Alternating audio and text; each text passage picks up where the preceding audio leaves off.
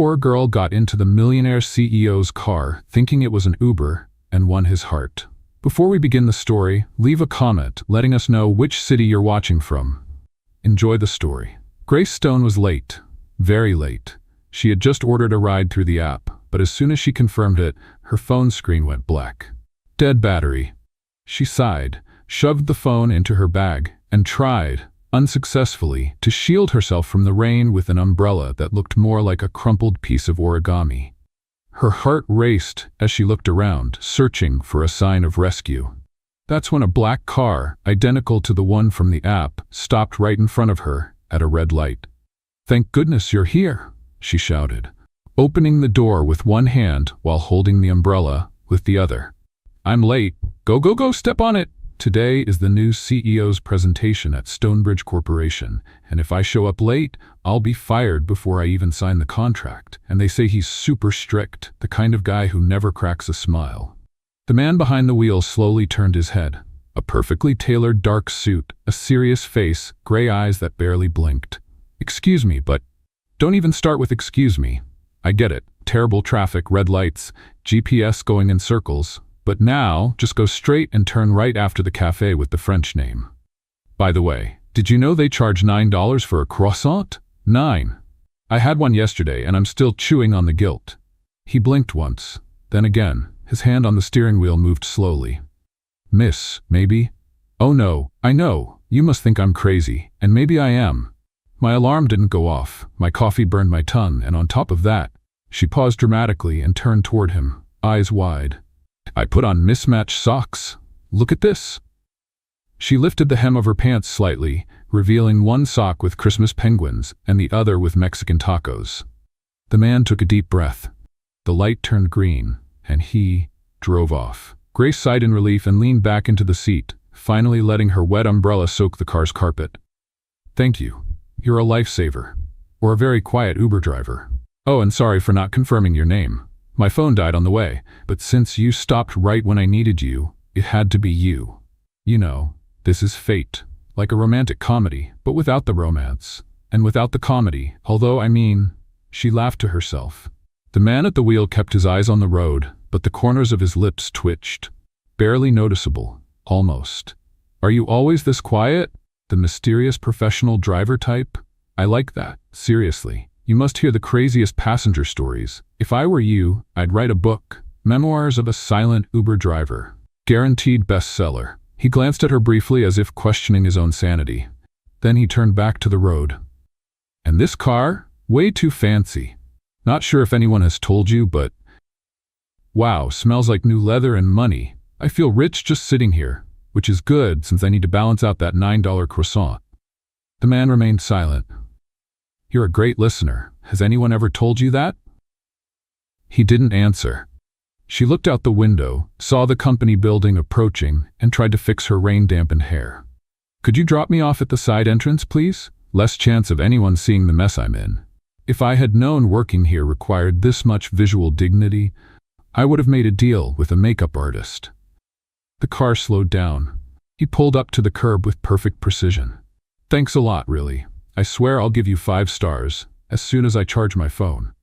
She jumped out, turned to thank him once more, but he was already looking straight ahead, as if the moment had meant nothing at all. Little did she know. Grace rushed into the building, huffing and puffing. Messy hair, mismatched socks, and a shirt missing a button. The elevator doors nearly closed on her face, but a kind soul held them open. When she reached her team's floor, she slipped in among the other employees, trying to blend in. "Hey Grace, you almost missed the meeting with the new CEO, whispered a coworker. "I know. Crazy Uber, crazy traffic, chaotic morning." The sound of a knock on the door interrupted the murmurs. The coordinator walked in with a nervous smile. "Everyone, let's head to the conference room. The new CEO is here." A buzz spread through the room. Grace took a deep breath and followed the group, still trying to fix her hair with her fingers. As soon as everyone settled in, the conference room door slowly opened. Firm footsteps echoed across the floor. And then he appeared. Impeccable suit, commanding presence, and the gray eyes she had already seen that morning. The world stopped for a second. Grace's eyes widened. The color drained from her face. The folder she was holding slipped from her hand and hit the floor with a dull thud. "This is Mr. Thomas Miller, our new CEO," the coordinator announced excitedly. Thomas stepped right up to the desk, scanning the room until his eyes landed on her. A small smirk appeared at the corner of his mouth. "I hope my arrival today didn't catch anyone off guard," he said, his gaze still locked on Grace. "Especially those who mistook me for an Uber driver." The silence in the room was so deep that the sound of a paperclip dropping would have echoed like thunder. All eyes turned to Grace, who stood frozen as if she had been transformed into a life-size statue of pure embarrassment. The new CEO, or rather, the Uber driver she had bossed around like a frantic general, was now standing there, in the flesh, dressed in an impeccable Italian suit, looking right at her with a smile that was equal parts amusement and sarcasm. "It's great to see such dedicated faces," Thomas continued, his eyes never leaving hers. "I look forward to working with all of you for a productive term, especially those who put blind trust in mysterious drivers with luxury cars." A quiet chuckle came from somewhere in the back of the room. Grace wished she could dig a hole in the floor and live in it forever. "Miss Stone, for example," he went on, subtly motioning toward her, "has already demonstrated great initiative and logistical creativity, important qualities." Grace forced an awkward smile, completely unable to speak. Her heart was pounding like a drum in a parade. Thomas then shifted his focus and continued his introduction as if nothing had happened. But Grace knew. He knew. And worse, he was enjoying this. As he talked about goals, strategic plans, and restructuring, all Grace could hear was the loud voice in her own head screaming, "You told the CEO to step on the gas. You talked about your penguin and taco socks. You called him a silent Uber driver." When the meeting ended and people started getting up, Grace tried to slip out the side of the room, hoping to disappear into thin air. But she wasn't fast enough. "Miss Stone," Thomas called, politely but with a tone that hinted at a hidden smile. She turned slowly, like someone about to face their fate. "Yes, sir?" He took 2 steps toward her. They were now face to face, with their colleagues, pretending not to listen but clearly eavesdropping like it was a live TV drama. "I hope your ride here today was pleasant," he said with a serious expression, though his eyes sparkled with mischief. Grace forced a tight-lipped smile. "Oh, very pleasant, sir. One of the best Ubers I've ever taken." He raised an eyebrow. "Good to know, although I do believe some drivers deserve more than just 5 stars. Maybe a promotion?" She let out a nervous laugh. "Oh, that's not necessary. I mean, the driver was great, but I'm not sure he's interested in a higher position." Thomas tilted his head slightly, clearly entertained. "We'll talk later, Miss Stone. I have some ideas." He winked. He winked? Grace stumbled out of the room, her face burning. As the others whispered about the new CEO, all she could think was, "He's going to fire me. Or worse, he's going to promote me just to torture me slowly." Back at her desk, her colleague Rachel walked over with a mischievous grin. "What was that between you and the boss? Do you know him?" "No, I mean, yes, sort of. It's complicated. He looked at you like he's seen you before, like in a movie, a drama, with intense background music." "Rachel, if I tell you, promise you won't laugh?" Rachel's eyes widened. "Now I have to know." Grace looked around, leaned in, and whispered, "I got into his car thinking it was an Uber. Told him to drive me here, gave him directions, talked about my socks and my $9 croissant." Rachel clapped a hand over her mouth, trying to hold back a laugh. "No way. Yes way. You ordered the CEO of the company to drive you? That's legendary. Almost poetic." "It's a disaster waiting to happen," Grace whispered. "If I get fired, will you give me a ride home?" Rachel grinned. "If you get fired, I'm printing the story and framing it. But judging by the way he looked at you, I don't think you're getting fired." Grace buried her face in her hands. And for a second, deep down, she also didn't think he was going to fire her. But that wasn't the problem. The problem was, he was having way too much fun with this. And Grace was certain Thomas Miller wasn't the type of man to just let a joke slide. Grace Stone had 2 certainties in life at that moment. First, she had become a living legend in the company hallways, and second, she was about to be fired. Ever since she had left the meeting room, she could feel the looks being exchanged over the monitors. Some were curious, others purely entertained. And of course, there were those offering sympathetic glances. only making Grace more paranoid. She sat at her desk and pretended to be deeply focused on analyzing a spreadsheet. In reality, she had opened a blank file and stared at it for a long 10 minutes. "Are you okay?" Rachel asked, appearing beside her with a cup of coffee. "I'm in denial," Grace replied. "I'm hiding behind a fake spreadsheet, pretending to be invisible. If Thomas Miller doesn't see me, maybe I won't get fired." "It's foolproof logic. Okay, but he's already seen you, he's already spoken to you, he's already driven you to work." Rachel tried not to laugh. "By now, he might even know the name of your first-grade teacher." Grace buried her face in her hands. "And I even called his car an Uber with a CEO scent. Maybe he found it funny." "He did. That's what scares me." As if to confirm her words, the phone on the desk rang. Grace froze. Rachel picked it up before she could decide between answering or pretending to be in a coma. "Project department? Yes, of course." Rachel looked at Grace with wide eyes and covered the phone's mouthpiece. "It's him. He wants to talk to you. Now." "I'm dead," Grace whispered. "Will you come to my funeral?" "Only if there are snacks." Grace picked up the phone with trembling hands. "Hello? Miss Stone, could you come to my office, please?" said the unmistakably calm and firm voice of Thomas Miller. "Yes, I'll be right there," she answered, trying to sound professional, though her soul had already escaped through the emergency exits. She stood up with the grace of a broken robot, adjusted her blouse, ran a hand through her hair, and walked down the hallway as if heading to the elimination round of a reality show. Along the way, a colleague murmured a near-ceremonial, "Good luck." Another simply gave her a look of sympathy. When she reached the CEO's office, the door was slightly open. She took a deep breath and knocked twice. "Come in," said the voice. Grace stepped in slowly. Thomas was standing near the window, hands in his pockets, looking out. "Mr. Miller, you called for me?" He turned around slowly, the same calm gaze, the same enigmatic expression, but now with a hint of amusement. "Yes, Miss Stone. Please have a seat." She sat down, hands folded in her lap, knees together, her posture straighter than in any etiquette class. "First of all, I want to thank you for the transportation this morning," he said. Grace's eyes widened. "Sir, I'm so sorry. I swear it wasn't intentional. My phone died, the car looked just like the one from the app, and you stopped right next to me. I thought it was my Uber. And you decided to take charge like a special operations commander." She bit her lip.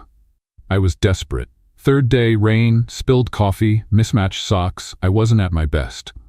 And yet, you had the audacity to give instructions, comment on overpriced croissants, and compliment my car based on its scent of wealth." He stepped closer to his desk, placing both hands on it. "That was different. Mr. Miller, if this is a warning or a termination, I understand. I just ask that it doesn't go on my record. The last thing I need is to explain this in a future interview." Thomas sat in the chair across from her. "Miss Stone, why are you so sure you're getting fired?" "Because CEOs usually don't have a sense of humor," she replied automatically. "And I treated you like my personal driver." He raised an eyebrow. "And what if I told you I liked your honesty? I'd say you're testing me." "Maybe I am." Grace swallowed hard. "In that case, I'm going to fail miserably." Thomas crossed his arms, watching her for a moment. "Are you good at what you do?" She blinked. I believe so. I'm still learning, of course, but I have a good memory, I'm organized, and I know my way around systems. And I can be discreet when I'm not getting into the wrong cars. And you have a sense of humor. That's rare around here." She gave a small smile. "So that means I'm not fired?" "Not yet," he said, standing up. "But I'd recommend confirming the driver's name before getting into random cars. Lessons learned. Plenty of them." "Oh," he added, already turning back to the window. "And before I forget, that croissant really does cost $9. I thought it was outrageous, too." Grace laughed, surprised. "So you've been there? Once? And I still regret it." She stood up slowly, feeling less tension in her body. "Can I get back to work?" "You can. And Miss Stone," she stopped at the door. "Yes? Next time you get a ride with a stranger, lock the car door. Especially if the stranger happens to be the CEO of the company." She let out a nervous laugh and left the room, trying to keep her composure until she was far enough away to smile openly. Back at her desk, Rachel was in full spy mode. "Well, are you alive? Fired? Promoted? Did he propose?" "Still alive, still employed, and no ring." "What did he say?" "That I have a sense of humor. and that I should be careful with strangers, especially if they're billionaires. Rachel's eyes widened. He actually said that? In different words, but yeah. You do realize you've become the center of attention, right? I do. But that's fine. As long as I still have my ID badge, I'm at peace. Rachel handed her a muffin in solidarity. Eat this. You deserve it. Grace took a bite gratefully. Maybe things weren't so bad after all. The next day, Grace arrived 10 minutes early. She double-checked the driver's name, double-checked the license plate, and just to be safe, she walked. When she entered the building, she ran into Thomas in the hallway. He gave her that same subtle smirk. Did you check your Uber today? Twice. I'm proud of you. She kept walking, hiding a small smile. Rachel appeared out of nowhere. Something's changing between you two. Stop. Don't start. I'm just saying, this rom-com is writing itself. Grace rolled her eyes. But deep down, maybe she was starting to like it. The next morning, Grace walked into the office with the focus and discipline of a soldier on a secret mission. She had barely slept, dreamed she was driving a wagon full of $9 croissants, and woke up with one certainty: Thomas Miller was up to something. Good morning, Rachel, she said, way too tense for this early. Good morning? You sound like you're about to take an astronaut entrance exam. I'm preparing for the worst. Thomas Miller complimented me yesterday. That's never just a compliment. It's a trap, a storm warning. Rachel laughed over her coffee. You're overreacting. Maybe he just, I don't know, likes you. Grace raised an eyebrow. He's a CEO. He doesn't like people. He categorizes, evaluates, and reorganizes them like files on a computer. Okay, but did you notice the way he smiled when he mentioned the croissant? Yes, like someone who has already decided my fate, and that fate is getting roped into some crazy plan just because I said too much in a car that wasn't even mine. Before Rachel could respond, her desk phone rang. She picked up. Yes, oh sure, yes, she's here. She covered the receiver and whispered, CEO's office, now. Grace felt her knees go weak. See, it's happening, she said, standing up like someone heading for execution. Take your coffee mug, just in case it's an emotional trap and he offers you coffee. Thomas was seated at his desk when she walked in, looking relaxed, focused on his tablet. Mr. Miller, you asked for me? Ah, Miss Stone. Yes, please have a seat. She sat down, adjusting her skirt with a nervous habit she couldn't shake. I need your help with something specific, he said, setting the tablet down. We're hosting a group of investors on Friday. I need someone to go through the entire floor with the maintenance team beforehand. Check the lighting, make sure the coffee is working. Printers, small details no one notices until they go wrong. Of course, I can pass that along to the maintenance team. No, I want you to oversee it, personally. Grace blinked. Me? But sir, isn't this something management should? Exactly. That's why I picked you. I need sharp eyes. You notice things that are out of place, like when you get into a stranger's car, for example. Grace narrowed her eyes. This is some kind of subtle punishment, isn't it? I prefer to call it a trust exercise. This is sounding dangerously like Mission Impossible. And I hope you accept it. She sighed. Fine, I'll do it, but I'll need a map, a flashlight, and maybe a therapist afterward. Excellent. Start on the 10th floor. The maintenance team is waiting for you. Grace stood up, but before she could leave, he added, Oh, and don't forget to test the coffee machine. Nothing turns investors away like a lukewarm cappuccino.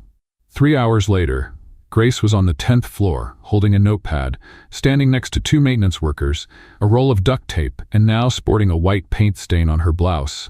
This is starting to feel like one of those home makeover shows, she muttered, jotting down, flickering light, urgent replacement. Miss Grace, one of the technicians called. The printer in room B is jammed again. It said it was going to spit out paper, but it just groaned. I'm on it. But if it spits paper in my face, I'm suing the machine. When she got to the room, she smacked the side of the printer 3 times. Nothing. All right, time for the traditional protocol, she said, then crouched down and pulled out the paper tray with the expertise of someone who had suffered through this before. And suddenly, Grace. Rachel's voice rang out from the doorway. Grace hit her head on the printer panel. Ow, what? Thomas is coming down. He wants to see the progress. Of course, he does. Reality show style CEO always shows up right in the middle of chaos. Minutes later, Thomas walked onto the floor. And there was Grace, her head halfway inside a printer, a smudge of ink on her cheek, and her blouse stuck in one of the trays. "Need some help?" he asked, trying not to laugh. "I need a new life," she replied. "Not moving." Or a rescue team specialized in killer printers. He took 2 steps forward and carefully pulled her blouse free. Grace stood up, trying to maintain what little dignity she had left. "Everything under control here?" he asked. "Well, aside from the fact that the machine attacked me, the coffee on the 9th floor is weaker than rainwater, and the reception carpet smells like a damp closet, everything's perfect." Thomas smiled. "I like your honesty, even if it is brutal. I call it dramatic efficiency." He glanced over some of her notes. "Well done. Keep up the good work. You're doing better than I expected." Was that a compliment or another joke? I'm still deciding. The next day, Grace returned to her desk, thinking she could finally breathe. But there was an envelope waiting for her. She opened it. Inside was a handwritten note. "Grace, we need you to review the annual financial report. Apparently, it disappeared from the digital folder. I'm counting on you, Thomas." Her eyes widened. "He wants me to review the annual financial report?" she asked, stunned. Rachel's eyes widened too. "That's like a top-secret mission on hard mode. If you mess up a single number, the company implodes. And if I get it right, he'll throw another impossible challenge at me. I think Mr. Miller is testing your limits." "He's testing my sanity." She took a deep breath and got to work. 3 hours later, she had corrected inconsistencies, standardized graphs, and discovered that someone had included a budget line for chocolate expenses under company costs. "This is an amusement park for accountants," she muttered, her eyes burning. In the afternoon, Thomas appeared beside her desk, silent, like a ninja in a suit. "So, survived the report?" "Barely, but I've lost faith in humanity. Someone's been spending company money on chocolates." "Good. Can you come to my office?" Grace got up and followed him. She was already getting used to these periodic visits to the CEO's lair. "What did you think of the report?" he asked as they sat down. "There are numbers that look completely made up, hidden expenses, and spreadsheets more disorganized than my sock drawer." "I agree. And now, thanks to you, we're going to reorganize everything. I want you to join the next financial department meetings." Her eyes widened. "You want me to attend the finance meetings?" "I want you there. You don't have to speak, just observe. But I expect your reports at the end of each week." "Is this a promotion?" "Not yet. It's an evaluation." "More tests?" "Trust, Miss Stone, is built over time." She smiled, tired but strangely satisfied. "For the record, I'm still waiting for my rating on the croissant report. 5 stars, and an extra pair of penguin socks." By the end of the week, Grace was exhausted, but she felt something unusual, a strange sense of satisfaction at surviving Thomas's trials. Rachel noticed. "You're enjoying this." "Enjoying what?" "These mystery CEO tests. You keep complaining, but you're more energized than ever." "I am not." "Yes, you are, and I'll tell you why. You like the challenge, and even more, you like him." Grace nearly dropped her coffee. "Like him?" "Rachel, he's my boss." "Yes, your mysterious, sarcastic, handsome boss who now personally calls on you for everything." Grace stayed silent. Maybe Rachel was right. Maybe this so-called punishment wasn't a punishment at all. Maybe it was just the beginning. It was an ordinary Tuesday for everyone except Grace Stone. For her, nothing had been ordinary since the day she mistook the company's CEO for a rideshare driver. Since then, her life had become a mix of cryptic spreadsheets, disguised tests, and glances she couldn't quite decipher. Were they judgment or corporate flirtation? That morning, Grace was reviewing reports at the reception of the company's annual event, where Thomas had told her, with a small smirk, to observe and stay available. A vague instruction, with the potential to turn into either a corporate strategy meeting or the plot of a dramatic soap opera. "Stay available," she muttered to herself. Translation: stand here, look useful, but don't touch anything, and smile with your mouth, but not with your eyes. The lobby was bustling. A large backdrop with the company logo decorated the space, while rows of neatly arranged chairs waited for guests. Journalists, photographers, and an elegant buffet serving mini sandwiches with fancy French names that no one could pronounce filled the room. Rachel walked past her, holding a glass of juice. "Everything under control?" "Perfectly fine," Grace replied with a forced smile. "I'm the most decorative person at this event." I'm even considering positioning myself like an ornamental plant. Keep an eye on the reporters. One of them is from a big magazine. I think they're going to interview Thomas. Oh, great. I just hope none of them mistake me for someone important. I can barely operate a printer. Rachel walked away, and seconds later, a well-dressed man with a microphone in hand and a rushed expression approached Grace. You work for the company, right? Yes, I'm administrative support. Perfect. I'm short on time. I need a quick statement for today's article. Can you answer a few questions? Just a couple, I promise. Grace blinked. Me? But I'm just… Great, we're already recording, he said, subtly gesturing toward the camera behind him. Your name? Grace Stone. Grace, what do you think of the company's new CEO, Thomas Miller? What's it like working with him? Grace froze for a second. Then she remembered the past week. Reports, secret missions, the murderous printer, the $9 croissant, and of course, Thomas himself, looking at her with that knowing smirk that said, I know everything you've done. She smiled. Well, he's intense, mysterious, a little intimidating, if I'm allowed to say that. She chuckled. But he also has a sense of humor, the kind you only notice after you've already fallen for the joke. The reporter looked pleased. Great, and what do employees think of him? There are rumors that he's too demanding.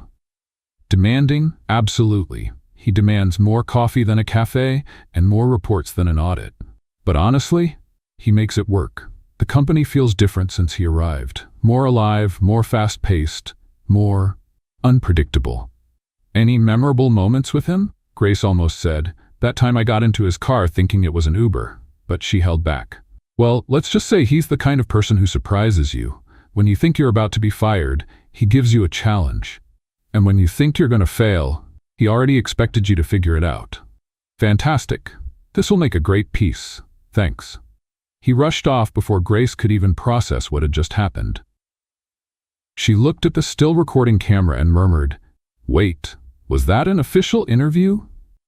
The camera shut off. Too late. Hours later, Grace was back at her desk, trying to ignore the knot of anxiety in her stomach. The event went smoothly. Thomas didn't show up in the lobby again, and no one mentioned the interview. She even thought that, with some luck, maybe the article wouldn't get published. But the next day, that hope died. Rachel came sprinting down the hall with a tablet in hand. Grace, you're on the Business Leaders in Focus website. There's a video of your interview. What? Grace jumped out of her chair. It's on the front page. Look at this. Rachel hit play. On the screen, there she was. The sleek event backdrop behind her, the fancy mini sandwiches in the background, and the face of someone who thought she was just chatting with a friendly reporter. The headline read, Employee Reveals Secrets of Diamond Enterprises' Mysterious New CEO. Secrets? I just said he's demanding, and that he intimidates people, and that he has hidden humor, and that you almost got fired but turned it into a challenge. Oh no. Rachel could barely breathe from laughing. There are even comments. Look at this one. I want a mysterious CEO in my life too. And this one, she's hilarious. Let her host the company's channel. Grace buried her face in her hands. I'm getting fired, for real this time. I brought this on myself. At that exact moment, the phone rang. Rachel answered. She stopped laughing immediately. It's him. He wants to see you. Now. Grace froze. Rachel, if I don't come back, take care of my filing cabinet and my sticky notes. They're my legacy. She knocked on the door. Thomas responded with a short, firm, come in. He was sitting at his desk watching the exact video of the interview. He paused it as soon as she walked in. Mr. Miller, I swear on everything sacred that I had no idea that was an official interview. I thought it was just a casual question, like, what's your favorite juice? And before I knew it, I was already talking. Thomas kept a serious expression. He needs more coffee than a coffee shop, he recited. True, I buy two just to make sure I have one for myself. More reports than an audit? Well, technically, also true. Intimidating, but with a sense of humor. Okay, that one I actually thought was a compliment. Thomas leaned forward. Grace, do you have any idea what you've done? Her eyes widened. Was it that bad? He stayed silent for 3 seconds. Then he sighed. It was a success. She blinked. Excuse me? The video went viral. HR has already received dozens of resumes with the subject line, I want to work with the mysterious CEO. You're joking. I haven't mastered that skill yet, but I'm considering it. Grace didn't know whether to sit down, cry, or say thank you. So, I'm not fired? On the contrary, the marketing team wants you in a few internal videos. Me? Why? You're spontaneous, funny, and human. That's the image the company wants now. She placed a hand on her chest. Mr. Miller, with all due respect, is this company okay? No, but it's better with you here. Grace choked on her own breath. That was kind, really. I wasn't expecting that. Don't expect too much from me, Stone. Remember, I'm still the mysterious CEO. Mysterious, sure. But now, you're also an internet star. Welcome to the age of memes. For the first time in a long while, Thomas smiled. A real smile. Get back to work. Oh, and congratulations on the interview. Thank you. I'll try not to give any more by accident. Please. She stood up to leave. Just before she reached the door, he called her again. Grace? Yes? You looked good in the video. You're not just spontaneous, you're captivating. She froze for half a second. Then she smiled. Thank you, Mr. Miller. You're surprising too. And she walked out. This time, without tripping.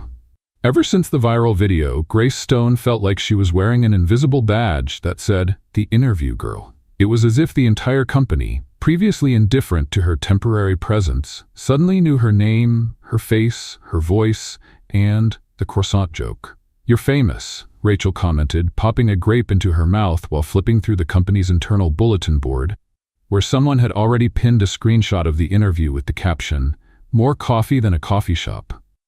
Famous? I'm a walking GIF, Grace replied, sitting down. A coworker asked me for an autograph today, on a sugar packet. That's the price of fame. At least you didn't get fired. Not yet, but I'm sure Thomas is up to something.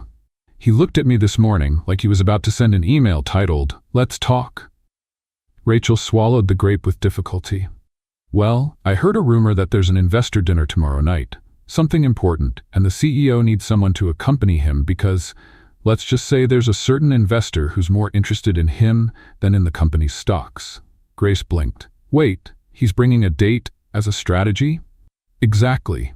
And guess who's the top candidate? Grace's eyes widened. No, he wouldn't. He might. He wants to. That's crazy. Rachel shrugged. And the dinner's called Night of Strategic Connections. Sounds like a dating app, but it's real. Before they could speculate further, the desk phone rang. I already know, Grace muttered.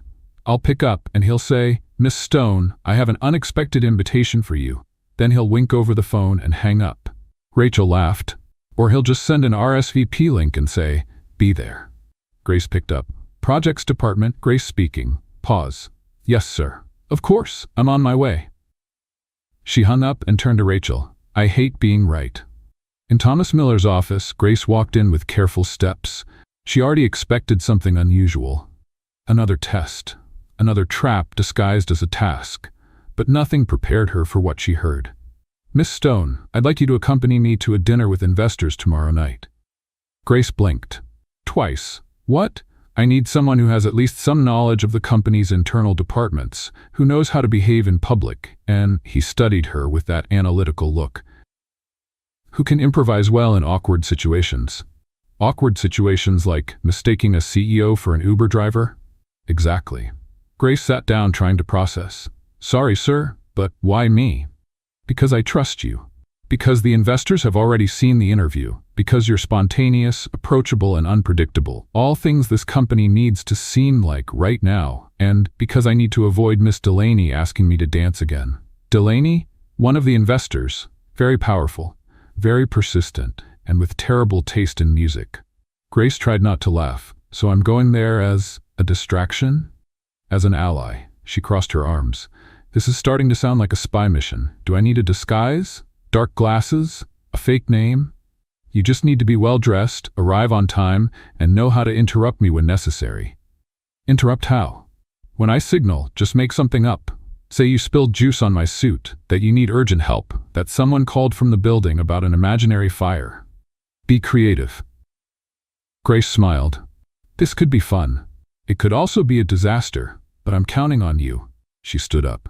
So tomorrow at 8 in the evening, I'll send the address and details by email. Oh, and wear something that says, I'm smart but also a little dangerous. Does that even exist? Find out. The next morning, Grace had mentally changed her outfit at least 7 times. Hanging in her closet were a simple black dress, an elegant burgundy ensemble, and a blazer and trousers combo that made her look like a district attorney. "You need help," Rachel said, stepping into the room without knocking. "Or a stylist." "I'm panicking. What outfit says, I'm smart and mysterious, but I'm definitely not flirting with the CEO." Rachel crossed her arms. "You don't want to look like you're flirting with the CEO?" Grace hesitated. "Okay, maybe a little. But not obviously, just casually amazing. The burgundy dress, trust me, and wear those heels that give you 5% more confidence and 10% more pain." Grace nodded. At 7:58 p.m. she arrived at the address Thomas had sent. It was an upscale restaurant with dim lighting, soft music, and waiters who seemed professionally trained in absolute silence. As she stepped out of the car, the evening breeze hit her face. She walked inside, and there he was, Thomas Miller, in a dark gray suit, his hair perfectly styled, his expression serious, and a slight smile when he saw her. "You're right on time. I got here 15 minutes early and just circled the block." "Battle strategy?" "Nervous strategy." Thomas offered his arm and led her to the table. They sat down. Grace glanced around. "Target in 3, 2, 1, Thomas murmured. And just like that, Miss Delaney appeared. A striking red dress, strong perfume, and a feline smile. "Thomas, darling," she said, placing her hands on his shoulders. "I've missed you." Thomas stood politely. "Delaney, nice to see you again. This is Grace Stone, my special assistant for integration affairs." Grace extended her hand with a smile. "Nice to meet you." Delaney shook her hand, giving her a slow once-over. "How interesting. Have you two been working together long?" "Since the $9 croissant," Grace replied with a grin.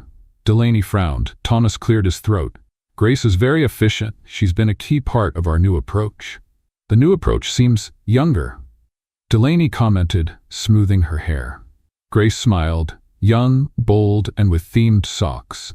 Thomas nearly choked on his water. The dinner continued with polite conversation, strategic laughs, and a few passive-aggressive comments from Delaney. Every time she pushed, Thomas would glance at Grace, and she would respond with an immediate excuse. "Mr. Miller, your tie looks crooked." "Mr. Miller, the restaurant manager wants to know if you prefer a window seat." "Mr. Miller, we need to check that urgent report on people who interfere with formal dinners." By the time dessert arrived, Delaney had lost interest. When she finally left, Thomas exhaled. "You were perfect. I'm an improvisation machine, but I'm going to charge for this. 1 full week with no surprise reports. Negotiable. And a $9 croissant." "Now you're pushing it." They laughed. On the way out, Thomas walked Grace to her car. For a moment, they stood in silence. "Thank you for tonight, Grace. It was fun and challenging and stressful, a full package. You have that effect, a mix of chaos and solutions. And you're the hardest CEO to figure out that I've ever met. Keep trying." She opened her car door, but before getting in, he said, "Grace?" She turned. "Yes? You look dangerous tonight," she smiled, "and you almost looked human." He tilted his head. "Good night, Miss Stone." "Good night, Mr. Miller." And with that, she got into her car, her heart beating slightly off rhythm. The morning after the investors' dinner, Grace Stone arrived at the company trying to go unnoticed. Given the last few days, that was an impossible mission. She was already the girl from the viral video, the $9 croissant girl, the accidental interview girl, and now, according to HR rumors, possibly the CEO's new gala companion. Rachel was waiting for her with a coffee and a mischievous smile. "So, Agent Stone, was the mission successful?" "Completed, and with no casualties. But these high heels left me with permanent damage. I saw you leaving the restaurant with him, arm in arm, at night." "The moon was shining, Grace." "Rachel, it was just proper manners. The moon had nothing to do with it." And the burgundy dress was also just protocol?" Grace rolled her eyes. "I was just saving the boss from an overly enthusiastic investor. It was a professional favor, period." "You say that, but I see a little smile there." Rachel pointed with the coffee cup lid. The classic "I liked it more than I should have" smile. Grace ignored the comment and turned on her computer. But yes, there was a hidden smile, deep down, and it kept showing up every time she remembered Thomas saying, "You look dangerous tonight." She barely had time to breathe before a notification popped up. "Emergency meeting in the auditorium, 10 a.m. Mandatory."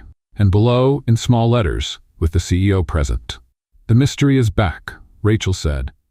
"Every time there's a surprise meeting with Thomas, something changes. I just hope it's not another department restructuring. I barely got used to the new office. Or maybe he's going to announce your new role as the official dinner companion for strategic meetings." Grace shot her a sharp look. "If that happens, I'll print my own resignation letter." The auditorium was packed. Employees took their seats in neat rows, whispering about what the meeting could be about. Grace tried to find a discreet spot in the back, but Rachel pulled her into the third row. "He'll see us from here," Grace whispered, nervous. "Exactly.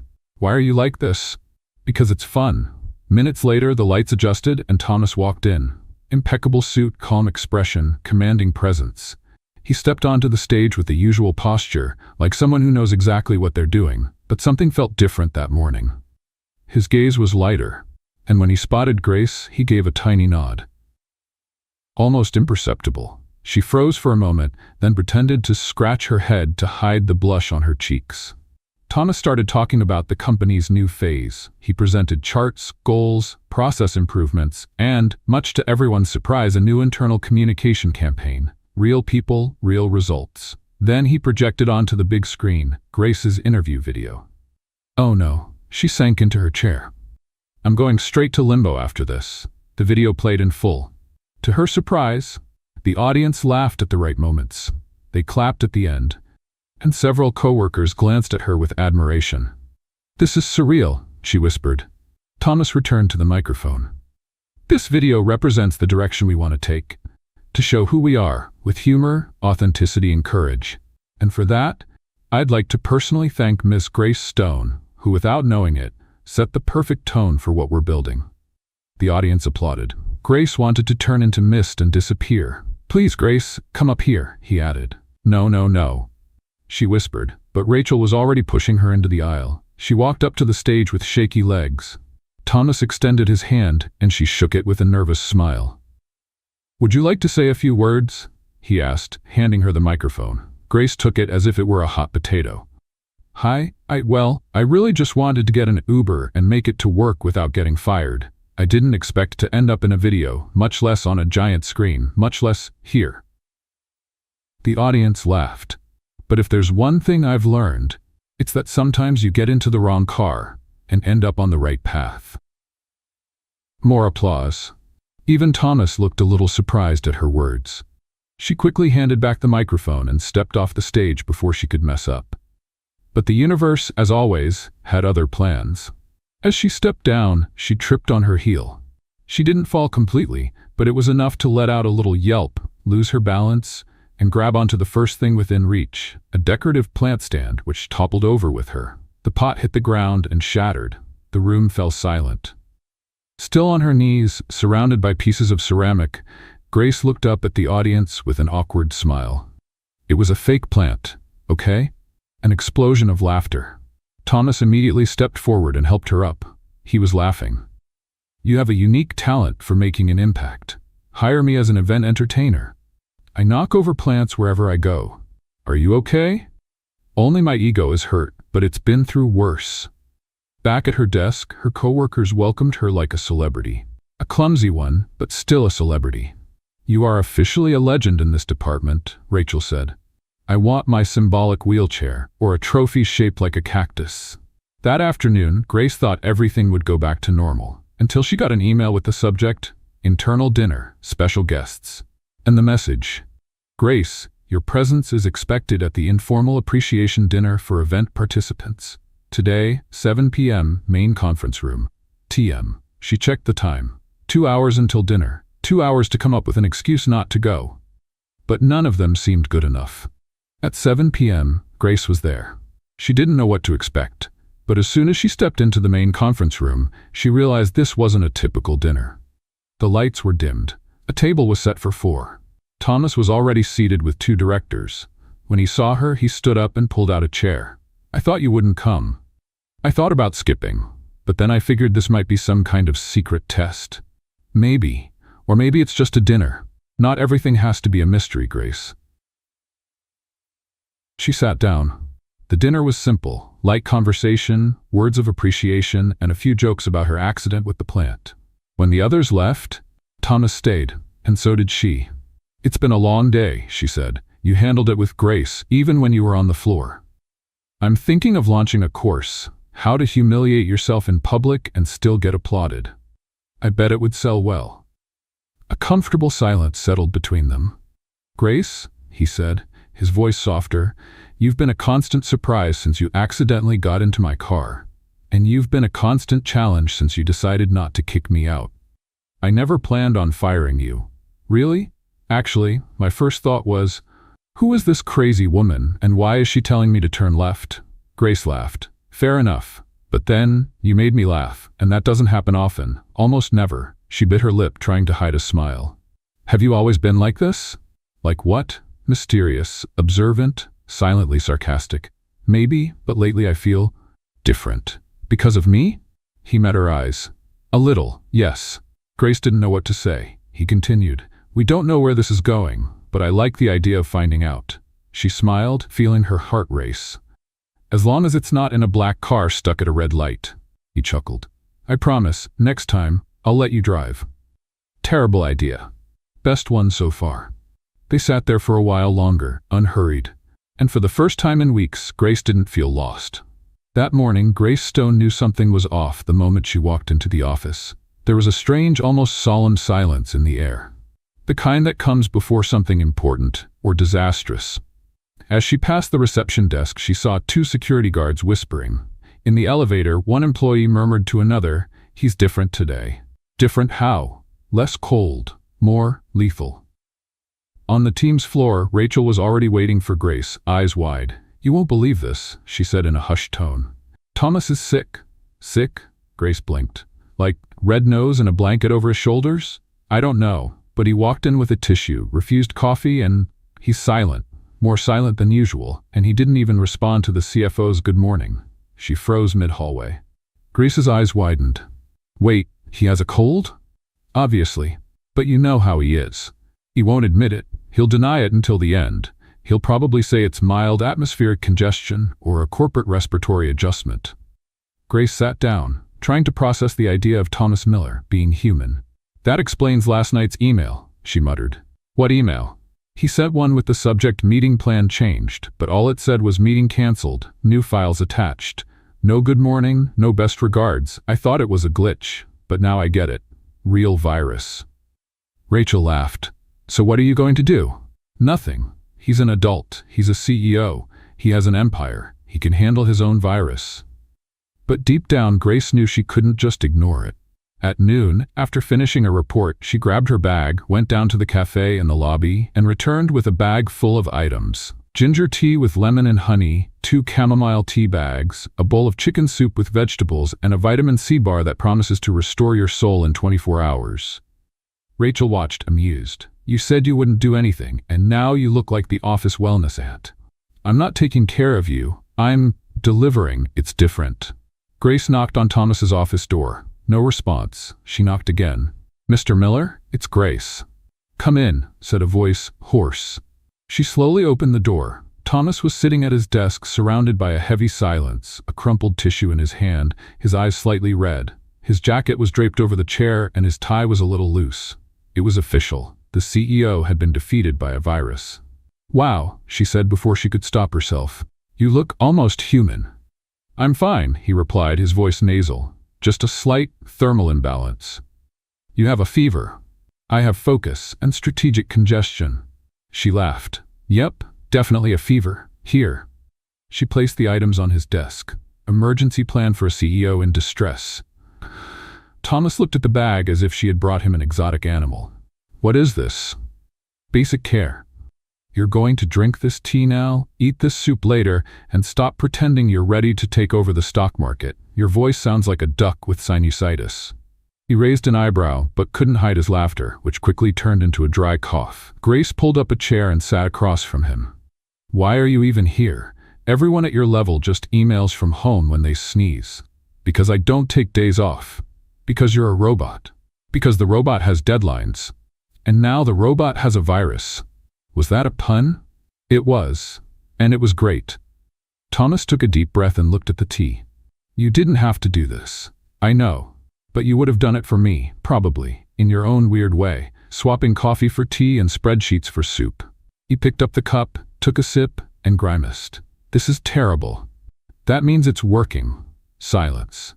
Thank you, he murmured after a few seconds. You're welcome. Throughout the afternoon, Grace made several trips to Thomas's office, bringing more tea, a thermometer, and trying to convince him to go home. If you collapse in here, HR is going to get blamed, she said. And honestly, I don't want to be the employee who watched the CEO pass out in the middle of a call with investors. I'm not going to pass out. Okay, but if you do, can I take over your schedule for a week? Not even with a high fever. Had to try. At the end of the day, she made one last attempt. All right, now I'm serious. You're pale. Your voice is in slow motion mode. Your eyes look like a baby panda that hasn't slept in 3 nights. Go home. Grace? Go home. He hesitated. Only if you leave me alone for a day. Negotiable. He stood up slowly. Grace grabbed his jacket and handed it to him. Straight to bed. No emails. No, I'll just review this one report. No, I'll take this time to reorganize the entire company budget. Are you giving me orders? I'm taking care of my daily source of challenges. If you stop, my life gets boring. Literally. Thomas gave a weak smile. You're impossible. And you're stubborn. A tie, then? I'll take it. The next morning, Grace arrived early. Earlier than ever. On her desk, there was a small box with her name on it. Inside a note. I disappeared for the day, as ordered. But don't think you've won. I'm just recharging for the next challenge, Thomas. Along with the note, a chocolate bar, and a keychain, shaped like a penguin holding a hockey stick. Grace laughed out loud, loud enough for Rachel to peek in. What's that? A veiled threat, in the form of affection. He's flirting with you. He's paying me back for my emergency plan. He got you a penguin keychain with a hockey stick. I mentioned it in the car, the day I got in, thinking it was my Uber. Rachel blinked. He remembered that? He remembered everything. She was quiet for a moment, then she carefully placed the keychain in her bag. And that day, as she organized the files, Grace realized something had changed. Not just between her and Thomas, but inside herself. She was no longer the temporary assistant tripping over her own nerves. She was someone with a voice, with confidence. And someone who made a sick CEO drink ginger tea under protest. And maybe, just maybe, she was starting to fall for him. On the last Friday of the month, Diamond Enterprises was preparing for an event both eagerly awaited and feared by many, the company's annual holiday party. It had a reputation for causing legendary mishaps, unexpected alliances, surprise romances, exes appearing out of nowhere, and spreadsheets forgotten in the bathroom. Grace Stone was determined not to be the protagonist of any of those stories. Stick to the plan, she told herself, adjusting her dress in the office bathroom mirror. Arrive, smile, talk as little as possible, eat a canapé, don't trip, don't sing, don't dance, don't kiss anyone, and leave before dessert. Rachel, of course, had other plans. You look stunning, Rachel said, barging in without knocking. Thomas Miller is going to faint or smile, which, for him, is almost the same thing. I didn't get dressed up for him. Oh, then for what? The spreadsheets? The lukewarm sodas? The playlist with 5 songs and 2 remixes? Grace rolled her eyes. I dressed up because I like to look presentable, professional, and flawless in those accidental photos that end up on the company bulletin board. Sure. And the red lipstick, was that to intimidate the competition? No, to keep people from talking too much. The ballroom was decorated with soft lighting, elegant balloons, and a dance floor glowing faintly at the center. A DJ in a suit and sneakers managed the music while servers moved through the crowd with trays of drinks. Grace walked in with Rachel by her side, trying to appear casual, as if she was completely at ease at lavish 5-star hotel parties. Mission 1, find the hors d'oeuvres, Rachel said, grabbing 2. Mission 2, avoid tripping. Grace replied, gripping her glass firmly. Mission 3, locate the CEO. Grace hesitated. He probably won't come. He was sick, remember? That was Tuesday. Today is Friday. If he got better, he'll be here. And if he shows up, he'll notice you. I'd bet my morning muffin on it. Rachel, he's my boss. And you're the reason he started smiling in meetings. Before, he was a marble statue with a corporate credit card. Grace tried to ignore that. but her heart skipped just a little. And then, as if the universe wanted to test her, he arrived. Thomas Miller. Dark suit, no tie, hair perfectly styled back, and that same gaze, somewhere between intriguing and unsettling. Grace froze for a second. She hadn't expected him to look so different outside the office. More relaxed, more dangerous. He moved through the room, greeting a few people. Then his eyes found hers, and with deliberate ease he walked straight toward her. "Miss Stone," he said, stopping in front of her. "Mr. Miller," she replied, trying to sound more composed than she felt. "You look beautiful. And you're alive, which is a victory, considering your feverish performance on Tuesday." He smiled. "Thanks to that ginger tea that tasted like homemade poison. It's a family secret. One that should have stayed a secret." They laughed. "May I walk you to your table?" he asked. Grace hesitated, but nodded. He led her to a table near the indoor garden, away from the loud music. "Are you okay?" he asked after a moment. "I am. Just trying to get through another company party without making a scene." "You already made a scene, a good one, and also tripped over a plant. That was free entertainment. Everyone appreciated it." Grace smiled. The mood between them felt different, lighter, closer. "Do you usually stay at these events?" "I usually show up and disappear, but this year, I figured it was worth staying a little longer." "For the hors d'oeuvres?" "For the company." Grace swallowed hard.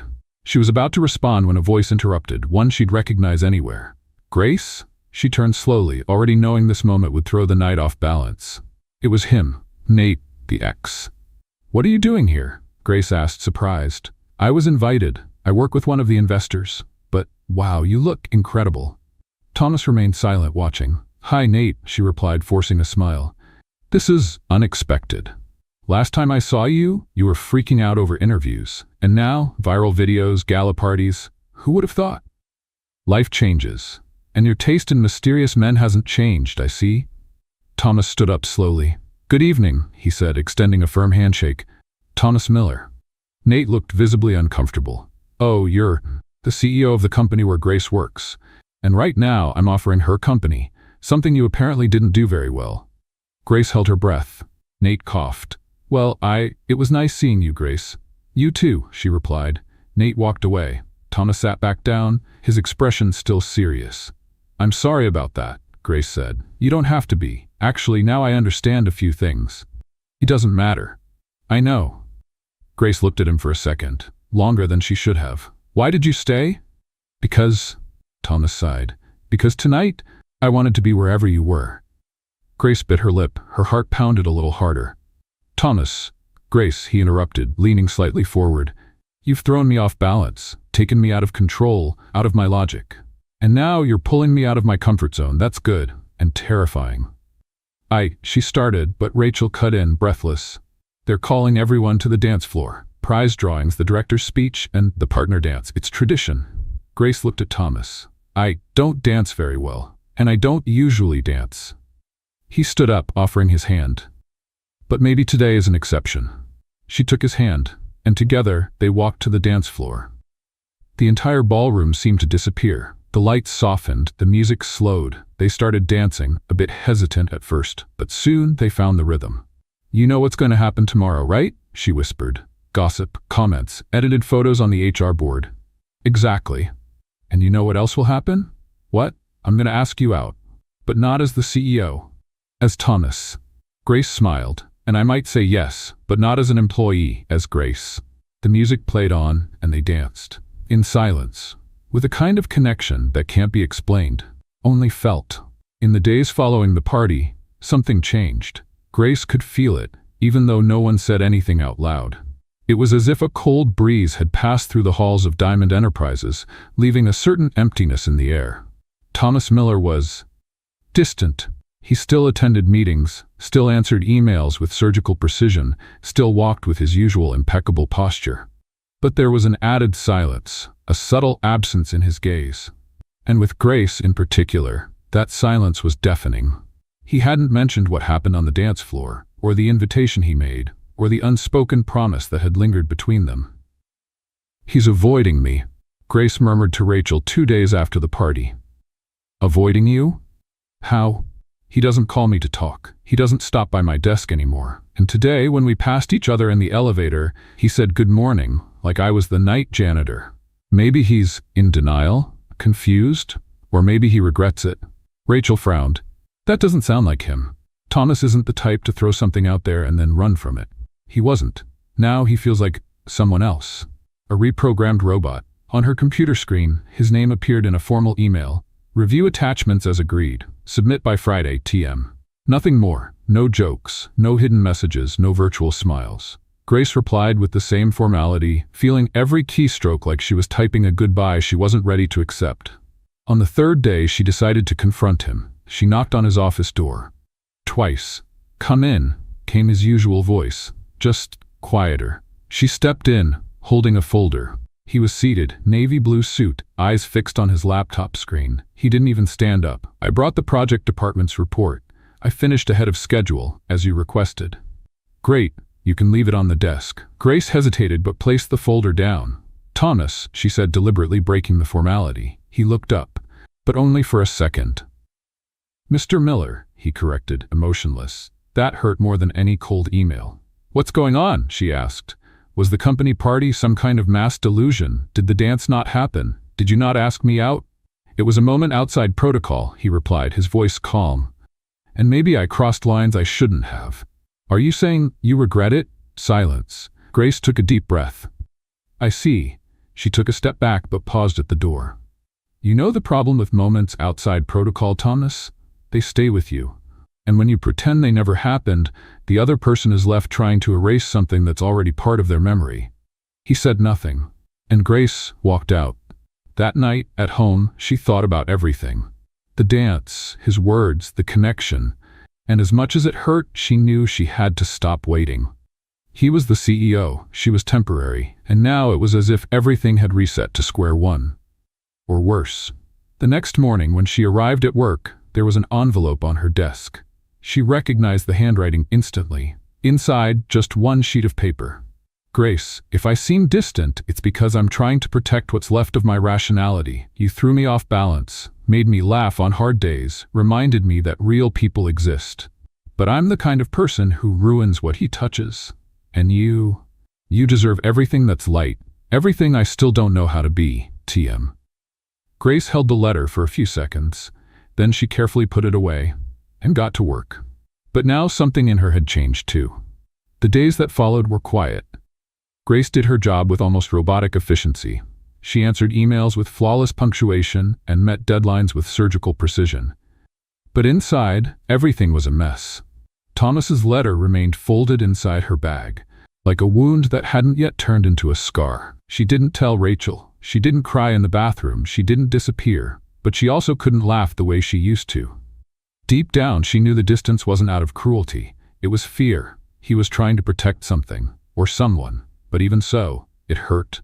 On Thursday afternoon, Rachel appeared with an envelope in hand. This is for you, straight from Thomas's office. Another report?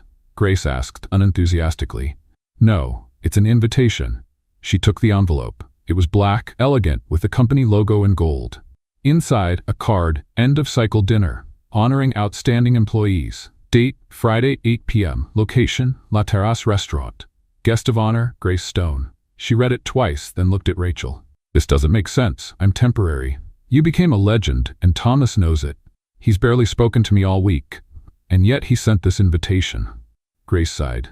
This is the final chapter, isn't it? Or the beginning of a new one. On Friday, La Terrace was immaculate. An intimate dining hall, golden lights, and a small stage for speeches. Grace arrived in a simple but elegant dress, and with a tight knot in her chest. She didn't know what to expect. She didn't know if Thomas would talk to her, or if he would ignore her presence once again. As she entered, everyone smiled, waved, and made kind comments. It was strange being the center of attention when all she wanted was to go unnoticed. Rachel guided her to a table off to the side. He's not here yet, she said. Maybe he won't come. Maybe he's waiting for the right moment. Minutes later, the host took the stage and opened the event. There were speeches, words of gratitude, small tributes, and then her name was announced. Tonight, we want to give special thanks to someone who reminded us of the importance of authenticity. A temporary employee who became the face of a campaign, a symbol of courage, and, of course, the protagonist of one of the best stories in our company. Grace walked onto the stage to applause. She took the microphone with trembling hands. I never thought a mix-up with a black car would bring me here. But it did. And it taught me that sometimes the most ridiculous mistakes are the ones that put us on the right path. More applause. She stepped down and returned to her table. But Thomas was still nowhere to be seen. She grabbed her bag, ready to leave. What else was there? But before she could take a step, she heard that voice. I almost lost you twice. She turned. Thomas was there. Dark suit, steady gaze. Once when I got into your car, and again when you walked out of my office with a broken heart. Grace held her breath. And now? Now, I'm trying not to make the same mistake again. He took a step closer. I was afraid, Grace. Afraid of mixing what I felt with what I thought I was supposed to be. But you showed me that feeling is exactly what I was missing. She didn't say anything. She just waited. I'm still complicated. I'm still a CEO. But with you, everything feels easier, lighter, more real. Thomas?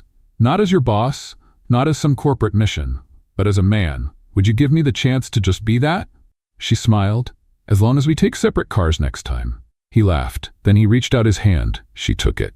And that night, between applause, smiles, and memories of the most improbable twist of fate, Grace Stone chose to stay. 2 months had passed since the company dinner. 2 months since the reunion, the heartfelt confession, the touch of their hands, and everything that came after. Thomas and Grace decided to take things as simply as possible, or at least as simple as dating the city's most watched CEO could be. At first, it was strange. The whispers in the hallways, the looks from coworkers, the emails that arrived with hidden emojis. But they faced it together, the way they had faced everything so far, with sarcasm, patience, and laughter. Their relationship was a daily romantic comedy. There were debates about the right way to put the toilet paper roll, bets on who would make breakfast, and Grace imitating Thomas reading emails out loud in a stiff British robot voice. And then came an ordinary Friday. Or so it seemed. Grace had just left a meeting when she received a message from Thomas. Come up to the rooftop. I need to show you something. She figured it was just another one of his crazy ideas. Maybe a new company event, a new campaign, or even just an excuse to eat overpriced croissants. But when she got to the rooftop, she saw something completely different. Delicate string lights swayed gently in the breeze.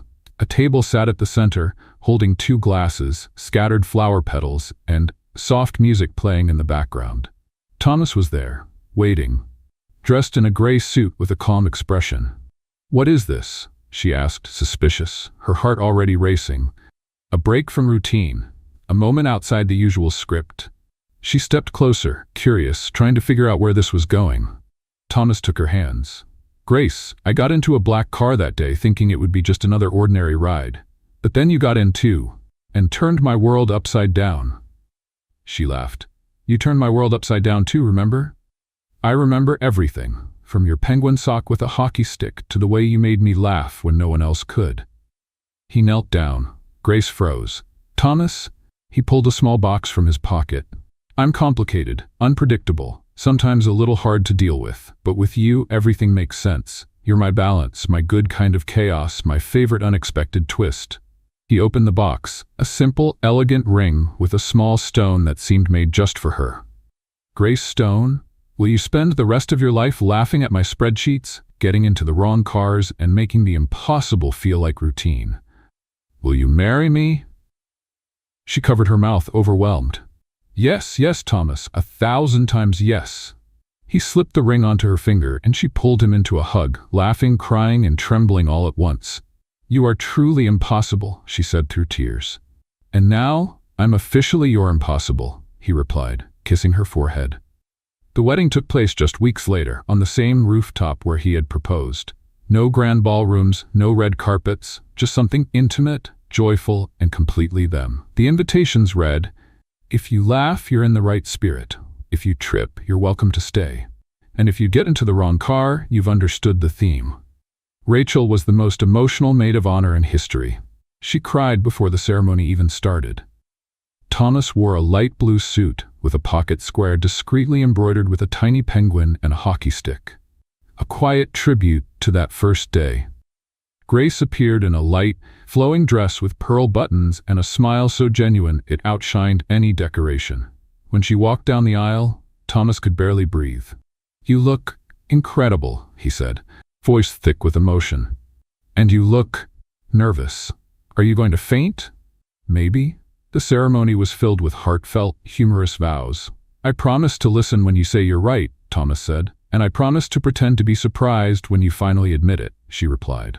When they kissed, the guests cheered, clapped, and one of Rachel's uncles accidentally released confetti too early, making everyone laugh. The reception was a mix of dancing, hugs, and inside jokes. Grace and Thomas danced to the same song from the company party. But this time, no exes, no whispers, no worrying about who was watching.